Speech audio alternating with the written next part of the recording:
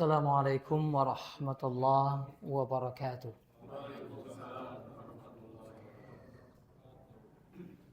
Alhamdulillah wassalatu wassalamu ala asyrafil anbiya'i Muhammad ibn Abdullah wa ala alihi wa ashabihi wa man walahu ila yaumil qiyamah. Asyhadu an la ilaha illallah wahdahu la syarika lah wa asyhadu anna Muhammadan abduhu wa rasuluhu alladzi la nabiyya ba'dah, amma ba'du. Ikhwatil ahibba al-jami'un al-hadirun rahimanillah wa iyyakum ajma'in.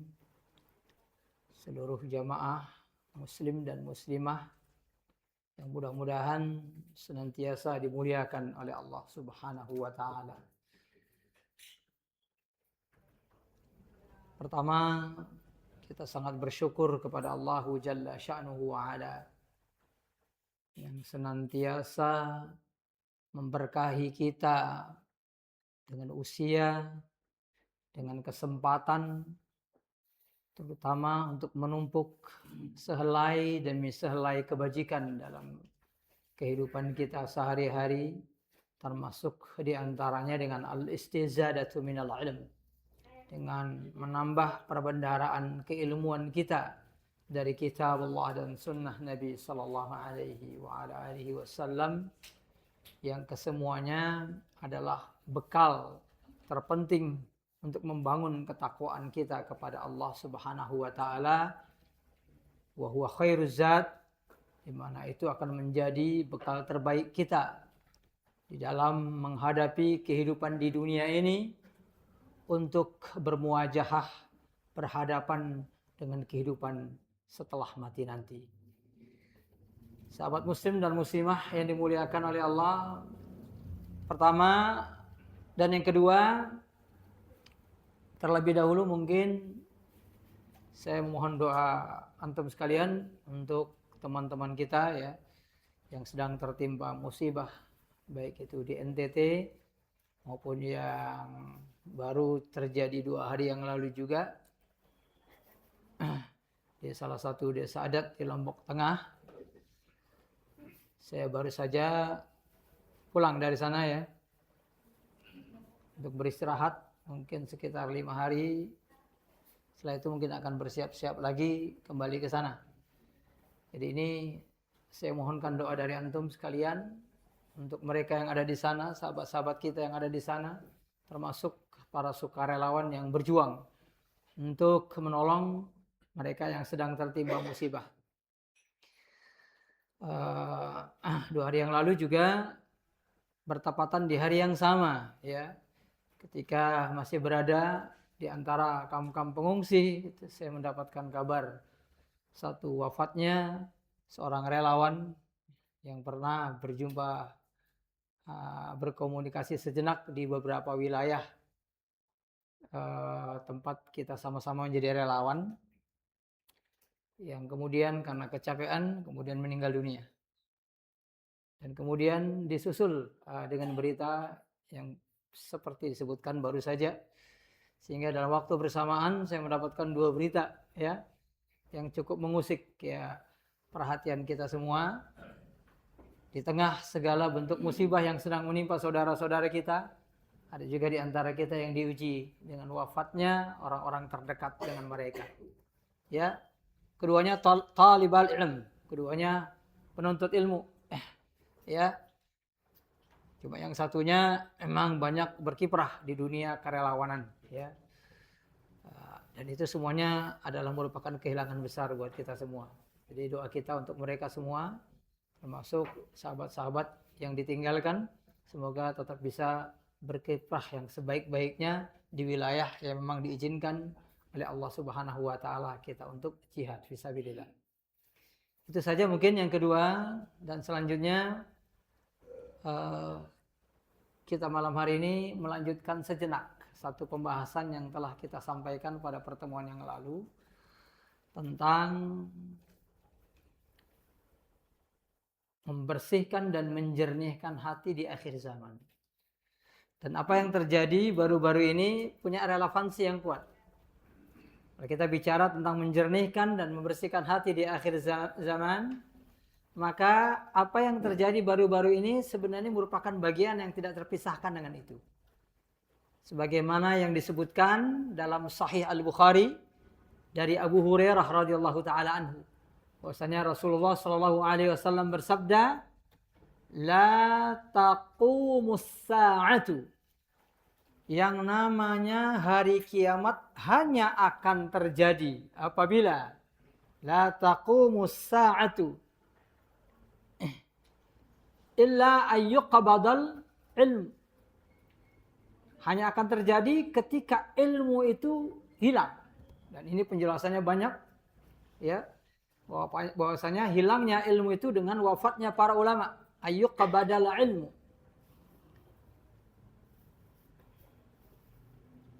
Wa taksura az-zalazil. Kemudian muncul banyak gempa-gempa bumi. Seperti yang terjadi baru-baru ini. Ya, yang sekarang sedang dialami oleh sebagian saudara-saudara kita di sana. Wa yataqarabaz zaman. Kemudian waktu semakin pendek. Terasa semakin pendek. Wa tadhara al-fitanu. Muncul berbagai macam fitnah. Wal muradu biha fitanun fid din. Muncul berbagai macam fitnah, yaitu cobaan yang mencoba menghancurkan agama kita. Itu fitanun fid din. Wa tadhara al-fitanu wa yaksura al-haraj. Muncul berbagai macam kekacauan. Wahwal qatl, yang dimaksud dengan kekacauan di sini adalah pembunuhan. Wa fi ba'd riwayat, di sebagian riwayat ada tambahan wa yaktsura fiikum al-mal. Namun pada saat itu harta kalian semakin banyak. Fatafidha, bahkan dalam sebagian riwayat tambahkan bukan hanya banyak tapi berlimpah-limpah. Ya, fayafidha itu berlimpah-limpah, bukan hanya banyak, fayafidha tapi berlimpah-limpah. Khosafidin yang dimuliakan oleh Allah Subhanahu wa taala, ini salah satu hadis yang sering disebutkan oleh para ulama ketika membahas tentang fenomena akhir zaman. Selain terjadi banyak bencana dalam kehidupan nyata, bencana alam, kita sebut demikian dalam bahasa kita, terjadi juga banyak goncangan dalam urusan keagamaan kita, dan muncul juga fenomena semakin banyak wafatnya para ulama. Ya. Hatta idza la yabqa alimun, dalam beberapa hadis disebutkan kalau nanti ulama sudah semakin enggak ada, ya, maka yang muncul adalah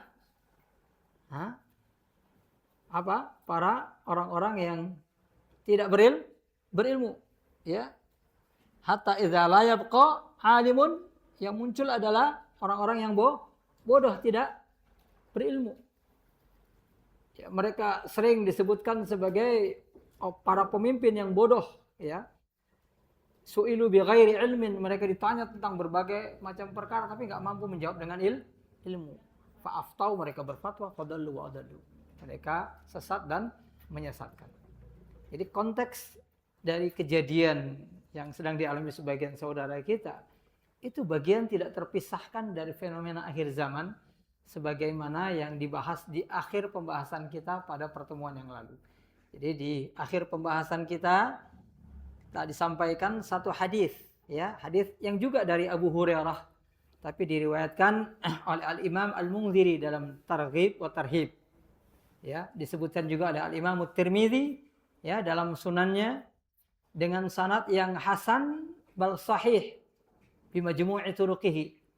Meskipun lafal ini dilemahkan oleh sebagian ulama sebagaimana sudah dijelaskan pada pertemuan yang lalu.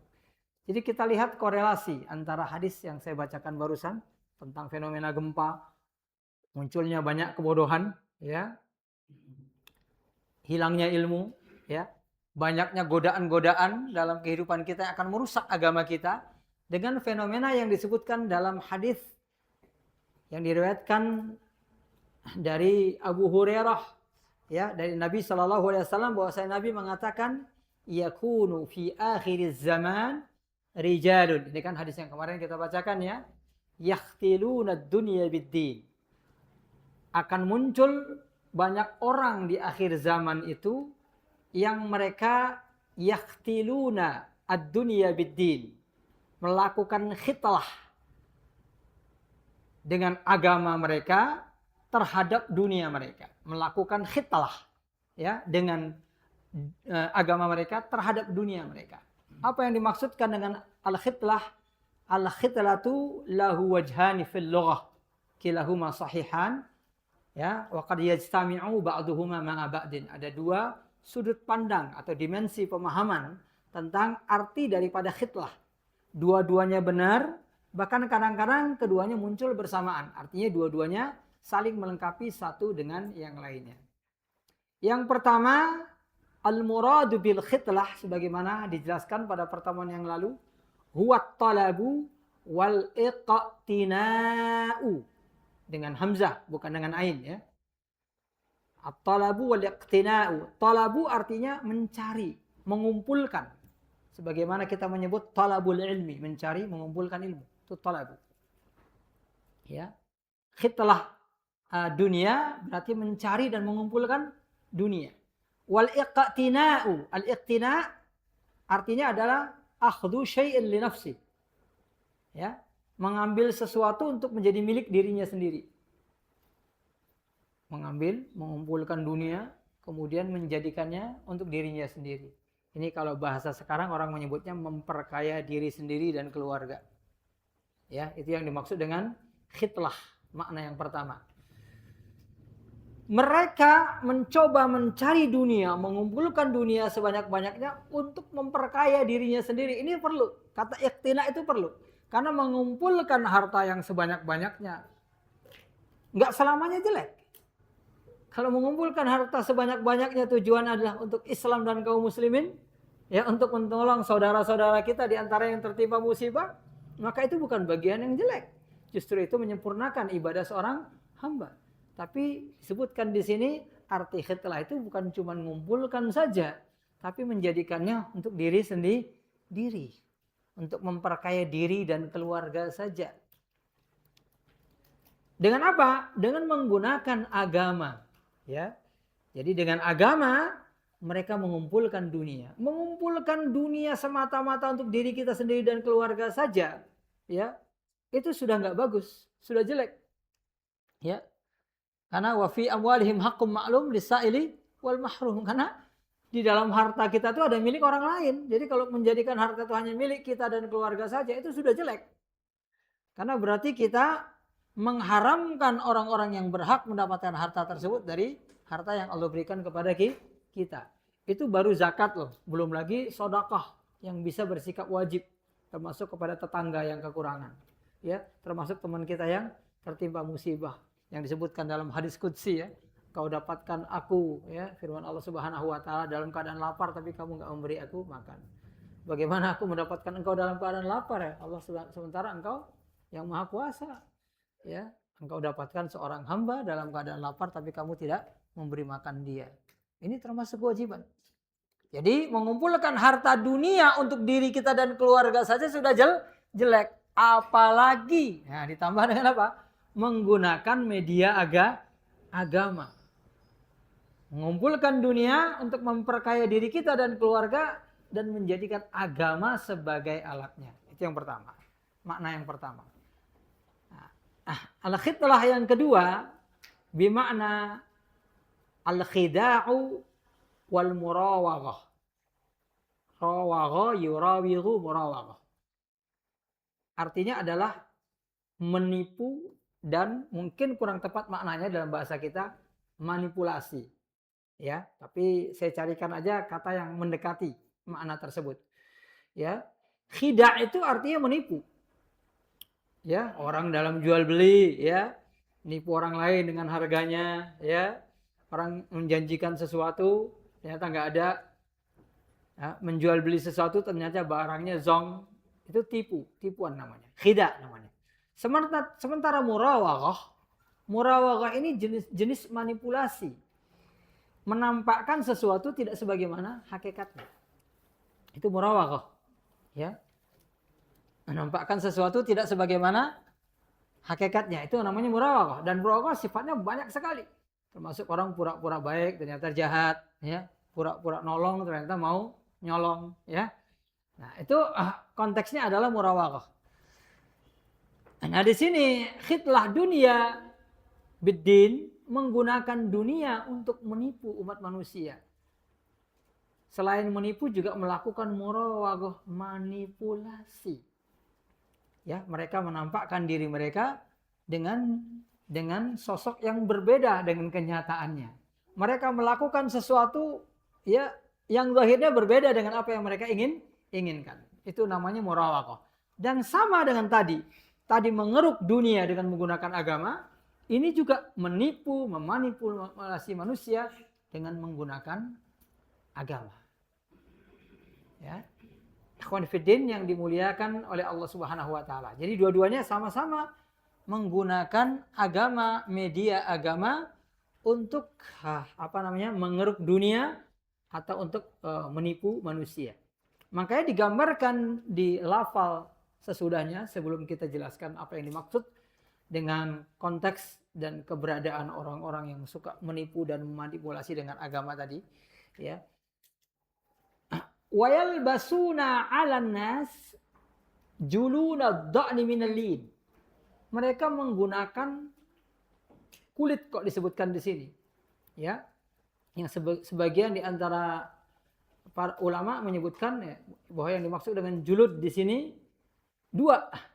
Yang pertama al-ain, mata. Yang kedua pakaian. Di antaranya yang dikenal oleh orang Arab itu suf. Suf itu pakaian yang dipakai di luar, ya. Pakaian yang dipakai di luar, jubah kalau kita menyebutnya begitu, ya. Tapi dulu mereka membuatnya itu dari bulu, maka disebut suf. Ya, jadi dua hal yang ditampakkan kepada orang lain minal lin untuk menunjukkan kelembutan mereka. Yalbasuna 'alan nas, mereka di hadapan manusia menggunakan pakaian-pakaian palsu, pandangan-pandangan palsu. Lin yang menunjukkan mereka itu lin. Nah, lin di sini arti lembut di sini ya, ini menggambarkan banyak hal yang bersifat lembut, baik dalam fenomena dunia maupun dalam fenomena agama. Dalam fenomena agama misalnya lembut itu bisa berarti zuhud. Izharuz zuhdi, menunjukkan mereka itu zuhud. Menunjukkan mereka itu tawadhu, ya, menunjukkan mereka itu rendah hati. Ya, kemudian menunjukkan mereka itu layyinul qaul, lembut dalam berbicara. Pokoknya semua yang dianggap baik dalam agama. Akhlaknya bagus, ucapannya bagus, orangnya zuhud, tawadhu. Itu yang disebut dengan lin. Dalam dimensi keduniaan, mereka menampakkan diri mereka misalnya sebagai orang yang kekurangan. Itu juga disebutkan oleh para ulama min ma'ani lin, di antara makna lin. Kekurangan, ya. Ya, orang yang di bawah, ya. Orang yang butuh pertolongan orang lain. Ya, termasuk misalnya nggak kena musibah, menampakkan dirinya seolah tertimpa musibah. Termasuk playing victim, ya. Dia jahat sama orang lain tapi dia menempatkan dirinya sebagai orang yang dizalimi, ya. Itu termasuk lin di sini, ya. Dalam hal-hal keduniaan dia menampakkan dirinya orang-orang yang perlu dibantu, perlu dikasihani. Ya, termasuk orang yang NPD itu, ya. Orang NPD itu termasuk, ya. Jadi mereka selalu bisa menggunakan ucapan mereka, logika mereka untuk menunjukkan mereka itu berada di pihak yang sedang disalah-salahin orang lain. Sedang dijelek-jelekin orang lain. Nah, ini termasuk lin dalam persoalan dunia. Jadi baik dalam persoalan dalam persoalan agama maupun persoalan dunia, lin itu menunjukkan kita berada di pihak yang lemah. Itu yang dimaksud di sini. Yalbasuna 'alan nas juludad dha'ni minal lin. Lalu digambarkan sebagai implementasinya alsinatuhum, ya, ahla minal asali wa fi riwayatin ahla minas sukkari. Jadi ada sebagian menggunakan lafal asal, sebagian menggunakan lafal sukkar. Ucapan mereka lebih manis daripada madu, lebih manis daripada gula pada sebagian riwayat. Ahla minal asal. Wa qulubuhum qulubuz zi'ab, sementara hati mereka itu hati serigala. Nah, pada pertemuan yang lalu sudah dijelaskan, kita nggak akan menjelaskan lagi, karena untuk menjelaskan itu berarti kita harus menjelaskan berbagai hadis yang terkait dengan itu, ya, dan itu bukan tempat kita untuk menjelaskannya di sini. Yang jelas di hadis Hudzaifah ibnul Yaman pada salah satu lafalnya dijelaskan bahwa ada lafal yang mengatakan dai-dai akhir zaman itu qulubuhum qulubus syayatin, hati mereka hati setan, ala jismani insi, tapi badan mereka badan manusia. Jadi maknanya seperti ini tapi dengan bahasa yang lebih lebih jelek lagi, ya, dengan bahasa yang lebih jelek lagi. Bukan cuma serigala tapi setan, ya, setan itu lebih jelek daripada serigala. Kemudian tentang dai-dai yang menggunakan agama itu disebutkan dalam hadis Ibnu Mas'ud, ya, yang menceritakan tentang kondisi akhir zaman di mana ultumisatid dunya bi amalil akhirah. Banyak dunia itu yang dikejar dengan amalan-amalan akhirat. Maka kembali kepada penjelasan ulama tentang makna hadis ini, ya. Jadi ketika dijelaskan bahwasanya di akhir zaman akan ada orang-orang yang mencari dunia dengan agama, mengeruk dunia dengan agama, lalu juga menipu dan manipulasi manusia dengan agama. Maka mereka ini adalah ashabu ahsyahwat wasyubuhat. Mereka ini adalah orang-orang yang menebarkan syahwat dan syubhat. Ini dijelaskan secara garis besar seperti itu, dijelaskan oleh para ulama. Dan mereka itu juga termasuk yang dijelaskan di dalam hadis Hudzaifah ibnul Yaman. Du'atun ila abwabi jahannam. Mereka itu adalah dai-dai yang mengajak ke neraka. Ya, pada penjelasan tentang hadis Hudzaifah ibnul Yaman pernah kita sampaikan. Jadi ucapan para ulama du'atun itu menunjukkan mereka hadirnya itu memang betul-betul sebagai dai. Jadi ingat ya, bukan orang yang ngajak ke neraka, beda. Tapi mereka du'atun. Berarti mereka itu menggunakan sosok sebagai seorang dai, ustadz, kiai, ulama, kira-kira begitu. Hadir di hadapan masyarakatnya sebagai ulama, sebagai ustadz, sebagai orang yang dianggap berilmu. Du'atun. Tetapi jurusannya ila abwabi jahannam. Ngajaknya biasanya kalau ustadz, ulama itu ngajak ke sorga, dia ngajak ke neraka. Nah ini yang dijelaskan oleh para ulama, bahwa mereka itu ashabus syahwat dan syubuhat. Mereka itu para pengayom syahwat dan syubhat. Kenapa demikian? Karena kalau ada seorang dai terang-terangan ngajak yuk kita ke neraka, nggak akan ada yang ikut, nggak mungkin. Mereka pasti menggunakan bahasa yang terbalik, ya. Ucapannya ngajak ke sorga, tapi sebenarnya jurusannya ke neraka. Yang mereka tampakkan adalah sorga, tapi sebenarnya jalan menuju neraka. Dan itu di akhir zaman semakin banyak. Ya, syubhatnya itu semakin luar biasa. Bukan syubhatnya yang semakin hebat, tapi orang yang terkena syubhat yang semakin bodoh. Jadi yang udah jelas-jelas salah aja tetap masih percaya gitu. Zina dihalalkan aja masih percaya. Betul ya? Nah, perbuatan judi, perbuatan zina itu banyak gitu yang difatwakan secara haram oleh sebagian orang. Dengan apa? Dengan meyakinkan hal-hal yang berbeda dengan yang dipahami oleh manusia. Itu banyak terjadi di mana-mana. Sebenarnya udah sejak berpuluh tahun yang lalu itu sudah bermunculan, tapi makin kemari itu makin banyak. Ya, jadi kualitas syubhatnya mungkin bukan semakin hebat.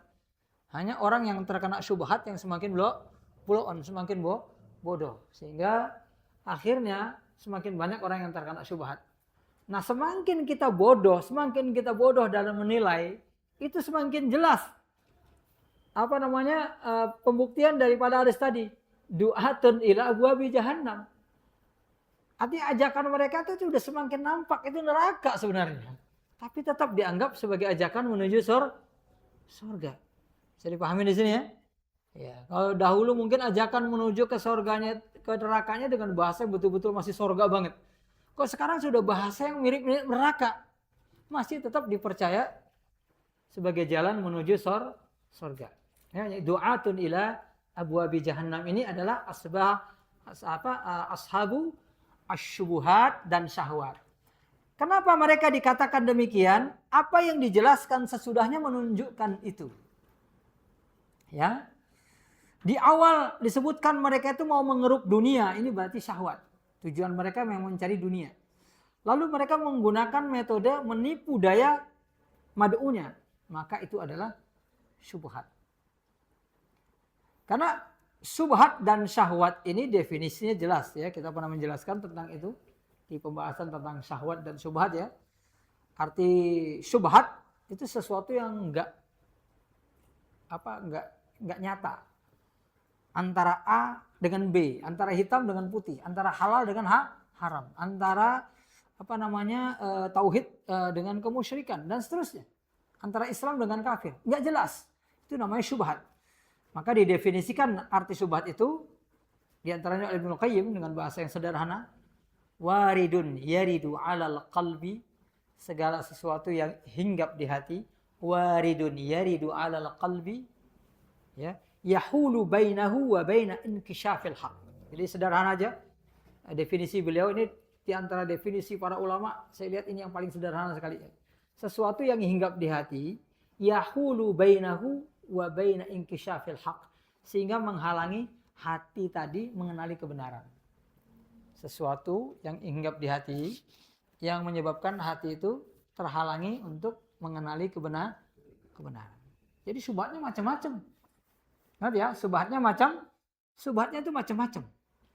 Nah, misalnya dengan menggunakan kepercayaan orang terhadap seorang ulama, itu juga syubhat. Ya, ulama kayak gini nggak mungkin bohong. Ya, apalagi sudah ditegaskan dia wali Allah, ya, nggak mungkin dia berbuat nista, nggak mungkin dia menyuruh perbuatan yang salah. Ya, jadi ini salah satu bentuk masuk ke dalam hati, oh orang ini saya percaya. Sehingga akhirnya gara-gara itu dia terpesona, ya, nggak bisa lagi mengenali kebenaran. Itu termasuk syubhat. Jadi syubhat itu macam-macam. Bisa juga dengan bahasa yang memikat, ya. Sekali bertemu mungkin enggak, tapi begitu dia ngomong sejenak kita terpikat. Itu yang kemarin kita sebutkan, inna minal bayani la sihra, ya. Sesungguhnya di antara ucapan yang indah, untaian kata yang indah itu ada sihir. Ya, ini dijelaskan oleh para ulama, ya. Seperti yang disebutkan dalam syarah kitab Tauhid, dalam Fathul Majid dan yang lain sebagainya. Jadi arti sihir di sini memang betul-betul sihir. Jadi nggak bisa diterjemahkan dengan menyihir. Kalau menyihir itu kan artinya menipu daya gitu ya. Ucapannya menyihir. Tapi yang dimaksud di sini benar-benar bisa berubah menjadi sihir. Artinya dikendalikan dengan kekuatan setan. Jadi setan ikut bermain di omongan orang tersebut. Sehingga orang yang dengar ini jadi terpukau dan mempercayai semua yang dia ucapkan. Jadi ingat ya, di antara untaian kata yang indah itu bisa dimasukin setan. Ya, bisa dimasukin setan sehingga berubah menjadi apa sih? Sihir. Bahkan dia nggak minta pertolongan dari setan. Nah, ini yang sering disalahpahami oleh banyak orang. Jadi orang banyak beranggapan bahwa orang itu bisa memiliki kekuatan dari setan tuh kalau dia datang ke setan dan minta kepadanya. Salah. Ya, memang setan masuk ke tempat kita, ya, harus ada izin dari kita. Kita minta dulu baru dia masuk. Emang orang kesurupan ada minta? Lagi jalan, tiba-tiba orang kesurupan, nggak ada minta apa-apa. Ada nggak minta sama setan? Nggak ada. Jadi nggak selamanya orang itu dimasukin kekuatan setan karena dia minta, karena dia datang kepada setan. Ya, ingat ya. Jadi makanya Syekhul Islam Ibnu Taimiyah menjelaskan, ada orang mengamalkan amalan bid'ah terus menerus. Gara-gara kebid'ahan itu muncul kekuatan dari setan. Diamalkan kebid'ahan, lama-lama muncul kekuatan. Dia bisa terbang dan lain sebagainya. Lalu dia menganggap, wah benar-benar ini ibadah saya udah banyak.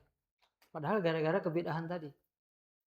Makanya Imam Syafi'i mengatakan, idza ra'aitar rajula ya yatiru fil hawa aw yamshi 'alal ma.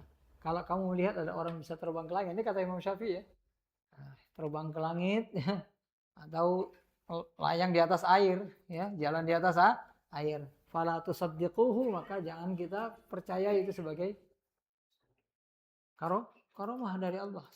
hatta ta'riduhu alal kitab wa sunnah, sampai kamu perhatikan betul amal perbuatannya sesuai dengan kitab Allah dan sunnah atau tidak. Jadi ingat ya. Jadi sekali lagi setan masuk sebagai kekuatan dalam diri kita nggak selamanya karena kita datang, kita pergi ke dukun ya. Tidak. Ada banyak cara setan bisa masuk. Orang berbuat kebidahan bisa masuk ya. Ya, orang lain iseng masukkan berhubungan dengan setan kemudian masukkan kekuatan itu dalam dirinya bisa ya. Dan lain sebagainya dan lain sebagainya. Termasuk orang yang mendewakan kemampuan lisannya tadi. Ya. Dia menggunakan kemampuan lisannya untuk memutarbalikkan kebenaran. Akhirnya setan masuk di situ, orang percaya. Nah, ini juga bisa menjadi apa? Syubhat. Jadi syubhat itu sesuatu yang masuk ke dalam hati kita, yang membuat hati kita nggak mampu mengenali kebenaran.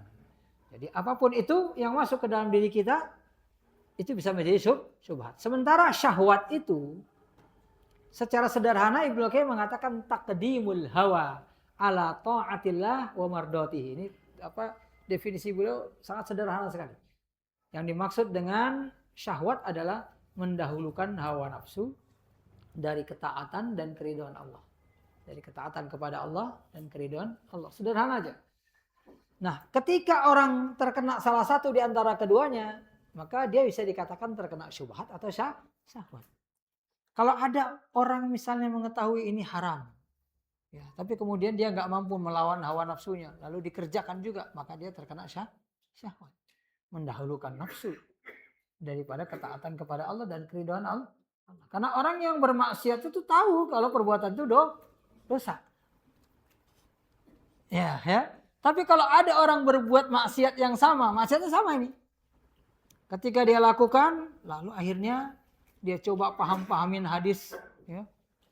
Jangan-jangan perbuatannya sebenarnya nggak haram ini, ya. Jangan-jangan ada dalilnya. Lalu ketemu hadis diutak-atik sama dia. Lalu dia amalkan perbuatan tadi, sama-sama berbuat maksiat, tapi yang ini bukan syahwat, ini syubhat. Paham ya? Jadi ada orang melakukan dosa yang sama, yang satu karena syahwat, yang satu karena syubhat. Karena yang satu berusaha melegalitas perbuatan haramnya tadi. Nah, persoalannya adalah bahwa orang-orang di akhir zaman yang muncul tadi, yaqtiluna dunya biddin tadi, itu mereka ashabus syubhat was syahwat. Mereka itu betul-betul pengayom syubhat dan syahwat. Menggunakan dua kekuatan itu sekaligus, ini yang dijelaskan oleh para ulama, beratnya akhir zaman. Ya, beratnya akhir zaman di mana orang-orang yang mengajak kita, yang seharusnya, bukan mengajak kita, yang seharusnya mengajak kita ke sorga, yang seharusnya mengajarkan kita agama, yang seharusnya mengajarkan kita tentang amar ma'ruf nahi mungkar, tapi justru mereka itu adalah ashabus syubhat dan syahwat.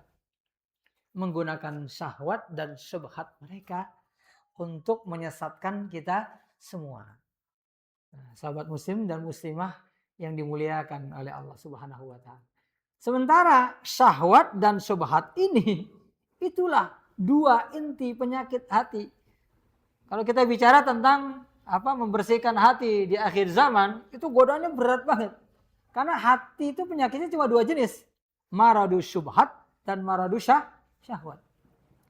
Penyakit syahwat dan penyakit syubhat. Penyakit syahwat seperti ketika Allah Subhanahu wa taala mengingatkan ya ummahatul mukminin, fala takhda'na bil qawli fayatma'alladzi fi qalbihi maradun. Jangan kamu berbicara terlalu mendayu-dayu, terlalu lembut sehingga orang yang di hatinya ada penyakit bisa tergoda. Penyakit yang dimaksud di sini adalah penyakit syahwat. Sementara tentang orang-orang munafikin, fi qulubihim maradun fazadahumullah marada. Di dalam hati mereka ada penyakit, ya, maka Allah menambah berat penyakit yang ada di dalam dada mereka. Yang dimaksud dengan penyakit di sini adalah penyakit syubhat. Yang jenisnya adalah kemunafikan. Kemunafikan itu salah satu bentuk syubhat. Syubhat di dalam akidah. Nah, sahabat muslim dan muslimah yang dimuliakan oleh Allah Subhanahu wa taala. Jadi para juru dakwah di akhir zaman itu banyak yang merupakan ahli syahwat dan ahli syubhat. Ya. Dan ahli syahwat dan ahli syubhat seperti yang dijelaskan tadi, ya. Salah satu kerjaan mereka itu kan manipulasi. Manipulasi itu ya, jadi menampakkan diri sebagai orang baik, ternyata orang jahat. Menampakkan dirinya sebagai orang beriman, padahal orang tidak beriman. Ada kan sekarang orang berbicara atas iman, atas Islam, wah, lalu menjelek-jelekan Islam, ya. Ternyata orang yang pura-pura masuk Islam, ya. Bisa terjadi di masa sekarang, dan yang kayak gitu bukan sedikit, banyak jumlahnya. Munafik hakiki maupun munafik nifaqan asghar. Munafik yang sesungguhnya maupun munafik dengan nifak yang kecil. Ya, nifak kecil itu suka bohong, suka dusta dan sebagainya. Kalau munafik hakiki yang betul-betul hati mereka sebenarnya nggak beriman. Ya, mereka berpura-pura beriman. Jadi pura-pura nampak sebagai orang yang beriman padahal kafir. Ya, pura-pura sebagai ahli tauhid ternyata ahli syirik. Jadi makanya syubhat yang seperti ini berbahaya sekali. Ya. Jadi oleh sebab itu yang namanya al-haqqu itu bukan kalimatun tudda, bukan sesuatu yang diaku-aku. Ya. Kebenaran itu bukan sesuatu yang diaku-aku. Tapi yang dianut, diyakini dan diamalkan setar diperjuangkan sepanjang hidup itu yang namanya kebenaran. Kalau cuma diaku-aku bisa nggak orang ngaku ahlu sunnah ternyata bukan ahlu sunnah? Bisa banget. Ngaku muslim bukan muslim aja bisa. Betul ya? Ngaku mukmin ternyata munafik kafir bisa nggak? Bisa. Apalagi cuma mengaku ahlu sunnah ternyata bukan ahlu sunnah. Ya. Jadi ahlu sunnah bisa menjadi pengakuan saja bisa. Ya. Jadi ingat ya, kalau makanya saya sering katakan, ketika kita menyebutkan bahwasanya syarat diterimanya amal, ya itu apa? Yang pertama ikhlas, yang kedua ittiba, kan begitu. Banyak di antara kita berhenti hanya pada satu titik ini saja. Padahal sebenarnya yang dimaksud adalah mudawamatu al-ikhlas dan mudawamatu al-ittiba. Ini yang kita kurang awas. Maksudnya selamanya kita ikhlas, selamanya kita ittiba, kan gitu ya. Kalau cuma harus ikhlas, harus ittiba, titik itu saja. Nah, terus berhenti. Kita kan beramal seumur hidup. Setiap hari kita beramal, setiap hari kita ngomong, setiap hari kita ibadah. Setiap hari muncul hal-hal baru yang kita nggak tahu. Ya, setiap hari juga muncul godaan agar kita tidak ikhlas kepada Allah Subhanahu wa taala sebagaimana disebutkan pada pertemuan yang lalu ya. Jadi yang namanya keikhlasan itu kan beda dengan keimanan dan ketakwaan. Orang yang tidak takwa bisa berada dalam waktu yang lama. Tapi ikhlas nggak ikhlas itu bisa datang dan pergi dalam 1 detik. Ya. Jadi makanya yang dimaksud dengan ikhlas dan ittiba itu mudawamah. Selamanya kita ikhlas, selamanya ittiba. Kita udah mengusahakan itu atau belum? Itu yang jadi persoalan. Ya. Apakah kita udah berusaha terus untuk selalu ittiba? Ya, kalau kita berhenti tolabul ilmi, nggak istizadah minal ilmi, berarti kita berhenti untuk usaha ittiba. Kalau kita berhenti untuk mengontrol hati kita, ya, setiap kita beribadah kepada Allah Subhanahu wa taala, berarti kita berhenti untuk ikhlas kepada Allah Subhanahu wa taala. Jadi ini konteks yang sering kali kita lupa. Sehingga ikhlas dan ittiba itu hanya dijadikan sebagai pengakuan. Ya, saya ngaji di kalangan orang-orang yang ikhlas dan ittiba. Lah siapa yang bisa jamin ya? Ikhlas dan ittiba itu urusan pribadi antara kita dengan Allah, bukan urusan jamaah, ya. Guru para asatidzah hanya ngajarkan, ya. Selebihnya adalah tanggung jawab antara kita dengan Allah Subhanahu wa taala. Jadi makanya sekali lagi di akhir zaman kita harus lebih berhati-hati. Jadi bukan hanya kepada mereka yang terang benderang mengatakan mereka adalah musuh-musuh Islam, musuh-musuh as-sunnah, bahkan juga terhadap mereka yang mengatakan diri mereka sebagai ahlu sunnah sekalipun, ya, ahlul ilmi sekalipun, ya, karena syubhat, yang namanya syubhat dan syahwat itu bisa mengenai siapa saja, ya, mereka itu tidak hanya terakumulasi pada satu organisasi saja, ya, pada satu masjid saja, pada satu negara saja, tapi mereka bisa berada di mana-mana. Sekali lagi ini yang diingatkan oleh para ulama, termasuk yang berkali-kali diingatkan oleh Syekh Muhammad Nasir Al-Albani ya kepada murid-murid beliau yang sudah sering saya sampaikan. Tapi ini satu titik yang sering diabaikan oleh banyak sekali orang-orang yang menisbatkan dirinya ya untuk banyak mempelajari ilmu-ilmu dari Syekh Muhammad Nasiruddin Al-Albani ya. Jadi sekali lagi beliau selalu mengingatkan itu ya untuk selalu menjaga keikhlasan ya. Jadi ittiba yang selalu kita cari itu nol besar kalau kita tidak imbangi dengan keikhlasan kepada Allah Subhanahu wa taala. Jadi itu saja mungkin. Habis waktunya? Udah kan? Ya, silakan diazanin dulu. Tafadhal.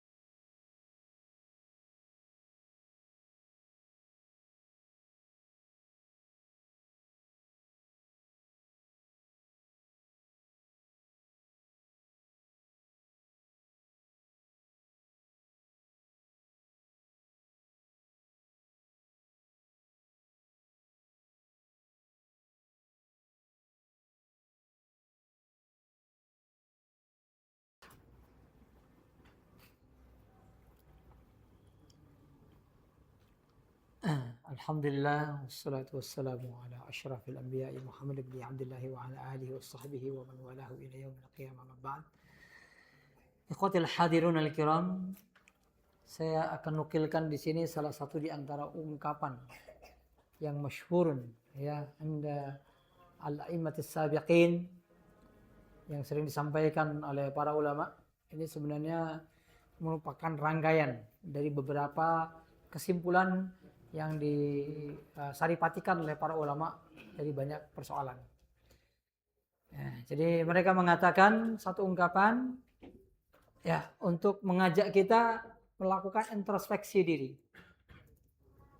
Ungkapan itu menyebutkan man i'tamada ala malihi qad, orang yang bersandar hanya pada hartanya saja, dia akan selalu hidup kekurangan.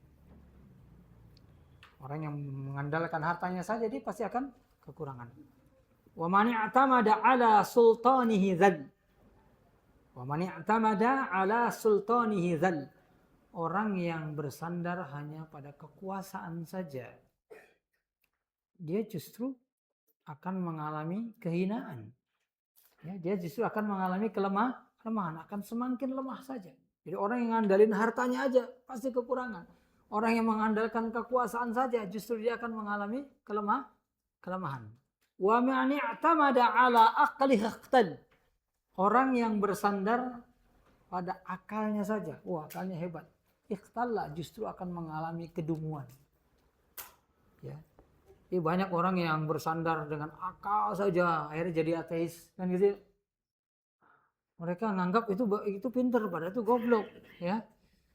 Karena dia menganggap dia mendewakan akalnya, seolah akalnya itu segala-galanya. Akalnya itu bisa mendeteksi yang baik dan buruk. Ya. Padahal untuk hal-hal di depan saja akal kita sering nggak bermanfaat kok. Ya, kita disediakan makanan, ini makanan sehat apa enggak? Coba putar otaknya. Ya. Dikira sehat ternyata nggak sehat. Dikira obat ternyata punya penyakit. Ya. Untuk masalah yang kasat mata di depan mata saja. otak kita nggak bisa berlaku terus. Kadang kita tahu, kadang enggak. Kadang kita merasa tahu ternyata tertipu, betul ya? Maka berkali-kali zaman dulu terjadi penemuan-penemuan ilmiah kan, ujung-ujungnya zonk. Gitu. Saya pernah berkali-kali nyampaikan dulu katanya kalau orang lari itu nggak boleh, setelah lari nggak boleh mandi. Gitu. Nah, bahkan bahaya. Ya ternyata belakangan ditemukan salah ya. Sekarang kalau orang lari-lari itu malah di setengah jalan disiramin kepalanya air. Kan itu ilmu yang tadinya dianggap benar. Oh dulu jangan makan apa namanya yang apa ya, jangan makan apa itu ya, penyedap rasa MSG ya gitu ya. Masih belakangan itu ternyata MSG nggak berbahaya, lebih bahaya garam daripada MSG. Ilmu bisa tukar-tukar, ya kan? Ini dulu dianggap bahaya, bisa buat orang jadi bodoh ya, goblok kan gitu ya. Ya setelah selidiki ternyata jauh lebih berbahaya garam daripada MSG. Itu ilmu loh. Jadi siapa yang menyandarkan dirinya pada apa? Pada akal, dia akan jadi orang dungu.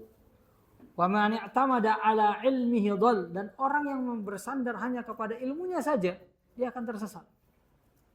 Jadi harta, kekuasaan, akal, ilmu itu nggak bisa bekerja sendiri, ya. Kalau hanya mengandalkan ilmu saja, banyak orang mengandalkan ilmunya ternyata tersesat karena hidayah di tangan Allah. Wa man i'tamada 'alan nasi mal, dan orang yang bersandar kepada manusia dia akan bosan. Ya, bisa kita bersandar kepada manusia. Sebaik-baiknya manusia kalau kita mintain duitnya terus kira-kira gimana? Awalnya kasihan, iya dah kasih, besok minta lagi ya. 2 kali 3 kali makan lama kan enggak ngeh dia, ya. Jadi orang yang bersandar kepada manusia dia juga pasti akan bosan. Wa man i'tamada 'ala Allahi ya fala malla wala qalla wala dzal. Sementara orang yang bersandar hanya kepada Allah, itulah yang tidak akan pernah kekurangan, itulah yang tidak akan pernah bosan, dan itulah yang tidak akan pernah mengalami kehinaan. Maka konteks di sini, mari kita kembali kepada Allah Subhanahu wa taala. Oleh sebab itu, di pembahasan tentang tazkiyatun nufus dulu juga pernah saya sampaikan ya. Kalau kita mau membersihkan hati dan masuk di dalam kehidupan akhir zaman yang penuh godaan ini, satu doa yang nggak boleh kita lupakan. Tapi pembahasan doa ini akan kita sampaikan insya Allah pada pertemuan yang akan datang. Ya, jadi doa ini pernah saya sampaikan. Allahumma ati nafsi taqwa. Ya Allah, berikanlah ketakwaan kepada hatiku. Zakkiha, sucikanlah hatiku. Anta khairu man zakka. Anta waliyuha wa maulaha. Ya, zakkiha, sucikanlah karena engkau sebaik-baiknya yang menyuci. Anta waliyuha wa maulaha. Jadi ini sebenarnya doa ini itu merupakan bagian dari satu hadis yang panjang yang diawali dengan Allahumma inni a'udzubika minal hammi wal huzni dan seterusnya. Tapi pada sebagian riwayat ada tambahan ini di akhirnya. Iya. Jadi ada tambahan lafal ini di akhirnya. Jadi membahas tentang penyucian jiwa ini itu terkait dengan doa-doa yang disebutkan sebelumnya. Dan insyaallah akan kita sampaikan pada pertemuan yang akan datang. Wallahul muwaffiq ila aqwamit thoriq. Ada yang nanya mungkin? Ya, silakan. Ya, silakan. Saya bekerja di satu perusahaan. Iya. Ditunjuk sebagai kepala bisnis. Iya. Lalu saya membeli barang di perusahaan ini. Real bersih tanpa akad apapun. Setelah terjadi pembayaran, selesai beli barang, lalu perusahaan B itu memberikan sesuatu kepada saya. Hukumnya apa saja? Halal, syarat, atau gimana? Ya, khair. Jadi ini kadang-kadang sesuatu yang konteks yang kadang-kadang bertuburkan antara istilah dalam hukum positif dengan istilah ya yang ada dalam syariat. Jadi kalau dalam syariat itu kan ada yang namanya riswah, ya. Ya, riswah itu sesuatu yang diberikan kepada seseorang untuk mendapatkan sesuatu yang bukan hak dia. Itu namanya riswah. Ya. Jadi orang misalnya nggak lulus, dia bayar supaya lulus. Ya. Orang lain yang lulus nggak dilulusin karena dia lulus, kan jatahnya terbatas. Ya. Nah, kemudian misalnya ada tender, ya dilepas, segala macam ya. Yang menang ini 5, kemudian ada yang orang yang ke-6 yang sebenarnya dia nggak berhak, lalu dia ngasih duit sehingga dia masuk dalam tender tersebut. Yang masuk di tender tadi dikeluarin. Jadi ya ini namanya riswah. Ya, jadi riswah itu sesuatu yang diberikan, ya, dengan konteks adalah untuk mendapatkan sesuatu yang bukan merupakan haknya. Ya. Sementara kalau seseorang misalnya sudah bekerja sesuai dengan prosedur yang ada, lalu kemudian dia diberikan hadiah secara sepihak dari pihak yang menginginkan, diberikan kepada dia, semuanya standarnya sudah sesuai. Dia tidak mengambil yang bukan hak dia, bahkan dia sebenarnya yang berkewajiban untuk melakukan transaksi, bukan cuma nggak berhak, malah dia berkewajiban. Lalu dia diberikan. Nah, dalam konteks hukum positif itu bisa disebut gratifikasi. Dan itu bisa masuk korupsi. Tapi dalam Islam itu bukan. Itu bukan riswah. Hukumnya nggak haram. Baik apa enggak itu persoalan beda. Oh, kita hindari saja untuk menghindari katakanlah hukum positif itu beda. Itu namanya menghindari mudarat. Tetapi secara asal hukum Islam itu bukan termasuk riswah. Karena kita tidak mengambil sesuatu yang bukan hak kita sama sekali. Ya, jadi sekali lagi itu bukan riswah. Sama juga misalnya seorang yang di tengah jalan kemudian nggak boleh jalan kecuali dia ngasih uang. Dia ngasih nih, hak dia kan jalan, ya. Lalu dihalangi, dia harus ngasih duit. Duitnya sama dikasih seperti riswah. Tapi kan persoalan dia bukan mengambil sesuatu yang bukan hak dia, justru hak dia yang dia ancam kalau dia nggak ngasih. Maka ini bentuknya perampokan, ya. Itu ada salah satu di antara dosa besar yang disebutkan oleh Al-Imam Az-Zahabi dalam Al-Kabair, itu bentuk yang satu ini, ya. Jadi menggunakan jalan untuk malak orang lain, ya. Dan hal-hal yang lain, termasuk misalnya kita sudah lulus ujian, udah lulus, tapi kemudian kita dimintain duit, kalau enggak kita nggak bisa. Ini juga bukan riswah. Karena kita yang sudah berhak masuk, kita dipaksa. Ini pemerasan. Ya, ini perampokan, ya. Kecuali sekali lagi kalau kita mengambil hak orang lain, ya, kamu nggak lulus tapi kamu bisa kalau kamu bayar, nah itu baru nggak boleh. Nah, kalau sudah lulus, sudah jelas lulus, pas masuk bayar, kalau nggak nanti kayak kasihkan ke orang lain nih. Jadi ini sekali lagi perampokan. Jadi sekali lagi hal yang kadang-kadang masuk ke pidana dalam hukum positif belum tentu itu merupakan sesuatu yang diharamkan dalam syariat. Tapi menghindari itu lebih baik. Ya, sekali lagi ya, itu demi menghindari mudarat. Itu persoalan itu saja. Tapi kalau seandainya dilakukan itu bukan merupakan perbuatan dosa secara syariat. Wallahu a'lam bishawab. Iya. Udah habis kayaknya waktunya.